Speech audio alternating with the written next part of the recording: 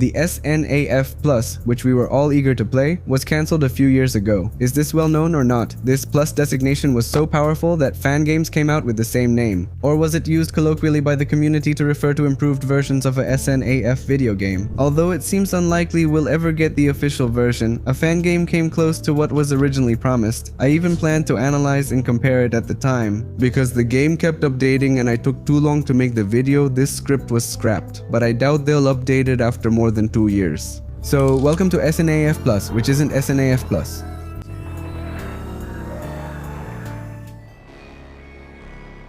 Inside the game menu, besides the new music, which is really good, we'll also see a new visual addition. And when switching between the options the game gives us, we'll see one animatronic or another, which looks fantastic. Also, besides the settings, it's a bit unexpected to find the extras section already unlocked, since it's usually unlocked after finishing the 5th night.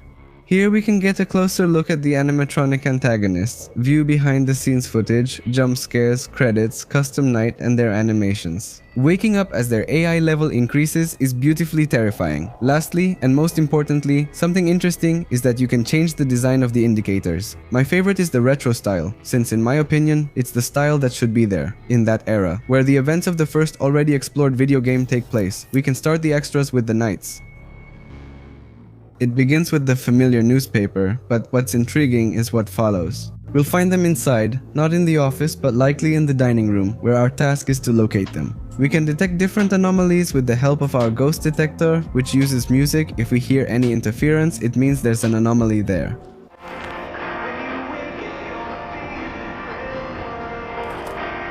I like this part, since the music used here is something we had already heard before in a SNAF Plus trailer.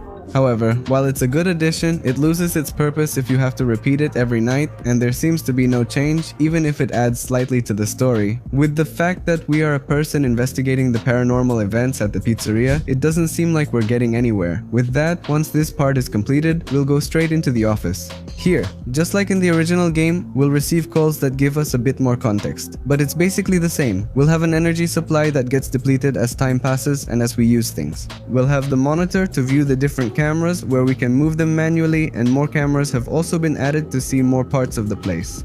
The classic Freddy sound is still there because it can never be missing, and the lights and doors work similarly, except instead of a button we have a lever, and the light button is more to the side. Many of these things I've been mentioning could be seen in the teasers and trailers we had for the official SNAF Plus. In this fan game, it tries to adapt and manage, staying true to the aesthetic proposed from the beginning, things already analyzed in previous videos. Not much will happen on night 1, but the end of night animation is now finished.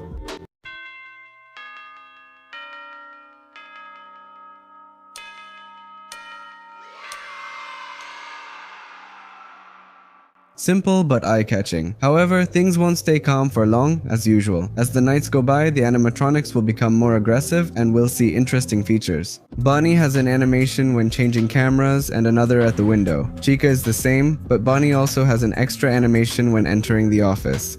We had seen this in an official SNAF Plus teaser, also as a contrast. Chica, on her part, attacks us head-on. Also in certain cameras, we'll see the animatronics move, and even though we won't see them walking, it does look like they're possessed or breathing. On the other hand, the one we will see running is Foxy, through the cameras.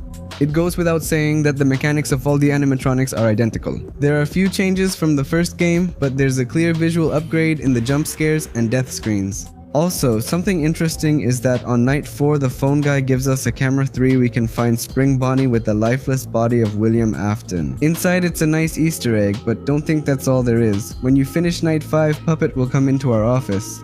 Apparently the soul that possesses this puppet is our brother, which, if you think about it, doesn't make much sense within the SNAF lore, since this suggests that Michael is Charlotte's brother. Or does it also suggest that our protagonist is a character we've never seen before in the SNAF lore? Does this mean that Charlotte has a brother we've never seen before? And, well, this would obviously indicate a distortion in the story. Puppet says he thought he'd never see us again, and it's been 6 years. He mentions the other robots are like him, and that they threw him out, but he always returns. He asks us please to burn this place down to save him and also his friends, ending his request with a thank you. In the end, we can see an image of the burn check, indicating that in the end, we, as the protagonists, fulfilled Puppet's request and burned down the place.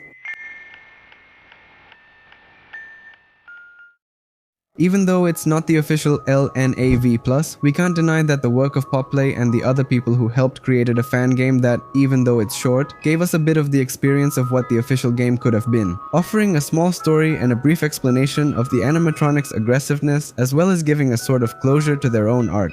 On the other hand, it's worth noting that the game went through different versions, with 3 being the most important, since that's where huge changes are evident. In the first version, the Junkers were different, the animatronics weren't, they didn't look very good on the cameras, Chica had a demonic animation. In the office, there was a pixelated minigame, and when Foxy entered, another minigame took us through the pizzeria. Honestly, this felt unnecessary since we would die anyway. In the second major version, the one I played, the animatronics would politely knock before entering. To be honest, Foxy had a frustrated sound when we closed the door, and the game over screen was a distorted face of one of the souls. The extras obviously were different and not as elaborate as before. Also, there weren't any style options. And now, the third major version is the one you've just seen throughout the whole video. It's the most complete and the most similar to what was originally planned for the official video game. I truly appreciate what Lost Podplay and the people in charge of this project did. Official video games often don't get released for various reasons, but that doesn't stop the community from creating fun SNAV games. In return, it's amazing to see how the idea of SNAV Plus had an impact, so much so that the community itself made its own fan game. To a large extent, these unofficial fan games are what keep this great community alive, and we should be happy about that. Maybe they'll never be official or officially supported, but that doesn't mean we can't give them all our support.